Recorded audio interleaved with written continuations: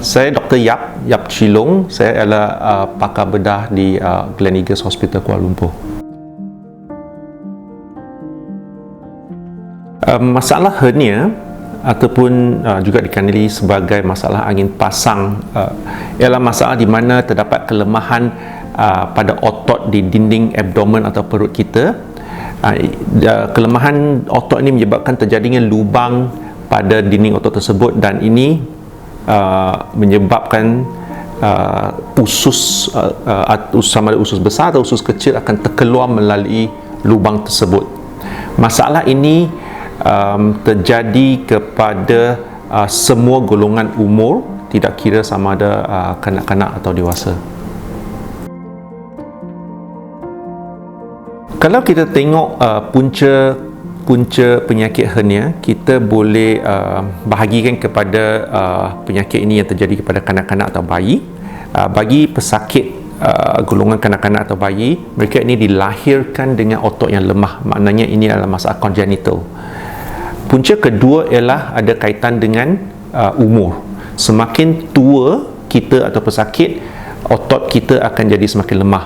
Jadi lubang hernia ini akan senang terjadi. Punca ketiga ialah di mana otot ini sering digunakan.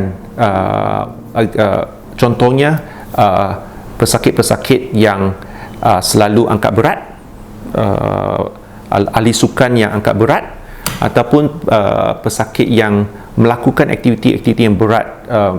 Setahu saya, ramai pemain-pemain bola sepak yang terkemuka, misalnya Michael Owen, David Beckham, Lionel Messi, mereka semuanya mempunyai masalah ini dan telah diubati secara pembedahan.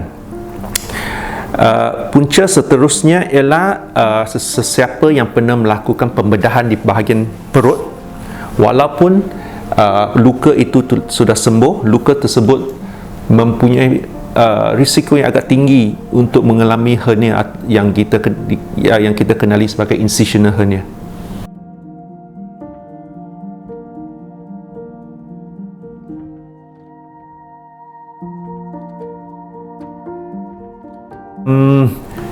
Bagi saya, penyakit hernia ini tak ada kaitan dengan jenis pemakanan yang kita ambil, tapi pesakit yang lebih obes ataupun lebih tinggi berat badan pasti mempunyai risiko yang lebih tinggi untuk menghadapi masalah hernia.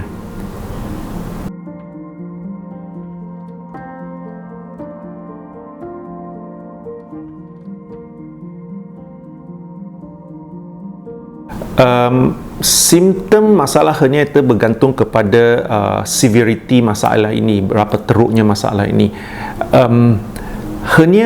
Sebenarnya hernia ada beberapa jenis. Kalau kita tengok, kita ada hernia, epigastric hernia, umbilical hernia, inguinal hernia dan femoral hernia.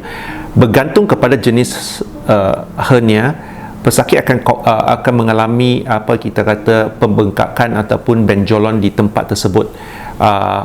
Misalnya inguinal hernia ialah sejenis hernia yang paling common, paling biasa. Pesakit akan mengalami benjolan di bahagian pangkal paha.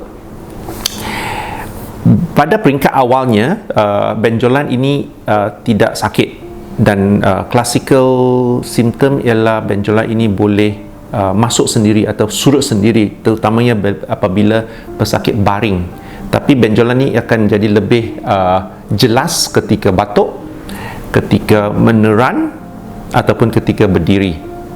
Dalam keadaan yang teruk, di mana apa yang kita kata usus terkeluar dan terlipat ataupun tercekik, kita panggil strangulation.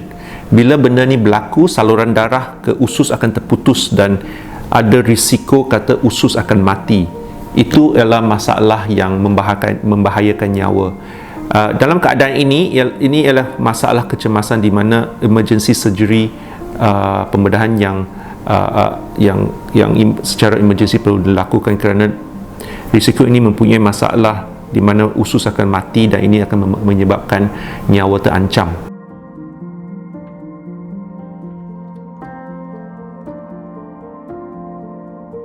Satu-satunya cara untuk mengubati dan mengatasi masalah hernia ialah pembedahan.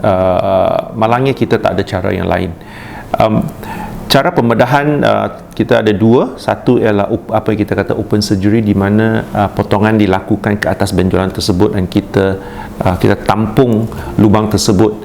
Lagi sejenis operation ialah kita panggilkan keyhole surgery ataupun laparoscopic surgery, di mana luka ataupun parut yang dilakukan lebih kecil dan satu kamera dimasukkan di bahagian perut dan lubang hernia itu akan diperbaiki secara laparoskopi. Saya sarankan sekiranya tuan-tuan dan puan-puan mengalami simptom-simptom yang telah saya jelaskan tadi, saya nasihatkan supaya tuan-tuan dan puan-puan mendapatkan pandangan dan rawatan yang awal untuk mencegah masalah yang lebih teruk untuk masalah penyakit hernia ini.